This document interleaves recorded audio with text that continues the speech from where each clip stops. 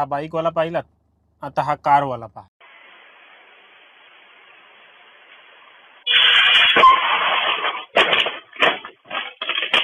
चार रस्त्यावरती लोकांना काय होतं काय कळत नाही, व्हेरिफिकेशन करतच नाही. गावच्या रस्त्यांवरती वगैरे जात असताना असे केसेस खूप जास्त होतात. तुम्ही देखील लोक पाहिलेले असतील, बाईकवाले मोस्टली जे ते जॉईन करत असताना बघतच नाही की बाबा तिकडनं गाडी येते, किती वेगात येते, काय लक्षच देत नाही. आणि एकदम मग जेव्हा हॉर्न वाजवतो तेव्हा मग त्यांचं लक्ष जातं. स्वतःच्या जीवाची काही पडलेलीच नाहीये.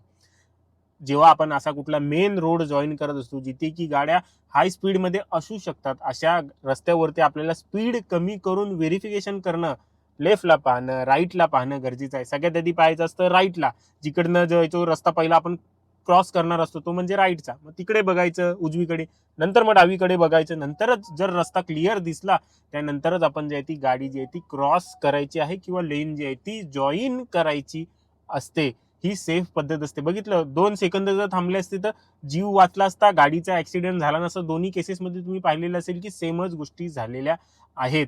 काही लोकांचं काय असतं माहितीये, मागून येणारा मारेल ब्रेक, अरे भाई त्याचा जर ब्रेक लागला नाही आणि तो जर तुम्हाला हिट झाला ना, ही जर हाडं हे बडगड्या वगैरे फुटल्या ना, ते परत रिपेअर नीट होत नाहीत आणि जरी झालं तरी आधी सारख्या होत नाहीत, कायमचे अपंग होऊन जाल. त्यामुळे कधीही अशा रस्त्यावरती गाडी क्रॉस करत असताना, लेन जॉईन करत असताना, तुम्हाला देखील त्याच लेन मध्ये जायचं तर अशा वेळेला गाडीची स्पीड कमी करा, व्हेरिफिकेशन करा आणि नंतर मग जॉईन करा.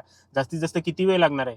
2 ते 5 सेकंद फक्त, एवढाच. त्यासाठी तुम्ही जे आहे ते बघत नाही का नाही, डायरेक्ट घेऊन जाता, मग असे अपघात जे आहेत ते होऊ शकतात. जो असं करतो त्यासोबत हा व्हिडिओ शेअर करा.